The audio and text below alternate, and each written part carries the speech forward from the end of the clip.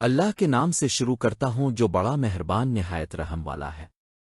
شان نزول سورت النساء۔ سورت النساء مدنی سورت ہے جو ہجرت کے بعد مدینہ منورہ میں نازل ہوئی۔ اس وقت مسلمانوں کو ایک منظم معاشرتی اور قانونی نظام کی ضرورت تھی۔ اس صورت میں عورتوں کے حقوق، یتیموں کی کفالت، وراثت کے اصول، نکاح و طلاق کے احکام اور عدل و انصاف کے ضابطے بیان کیے گئے۔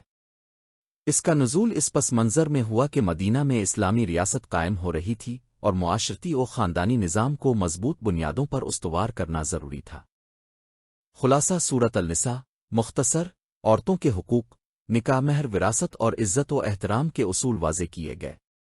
یتیموں کی کفالت، ان کے مال و جائیداد کی حفاظت اور ان کے ساتھ حسن سلوک کی تاکید۔ وراثت کے قوانین، میراث کی تقسیم کے اصول تفصیل سے بیان کیے گئے۔ عدل و انصاف، معاشرتی معاملات میں انصاف قائم رکھنے اور ظلم سے بچنے کی ہدایت۔ اطاعت رسول، نبی اکرم کی اطاعت کو ایمان کا لازمی حصہ قرار دیا گیا۔ جہاد اور منافقین، حق و باطل کی کشمکش، منافقین کے رویے اور مسلمانوں کی ذمہ داریاں بیان کی گئیں۔ معاشرتی اصلاحات، گھریلو زندگی کے اصول، ازدواجی تعلقات اور اجتماعی نظام کی بنیادیں مضبوط کی گئیں۔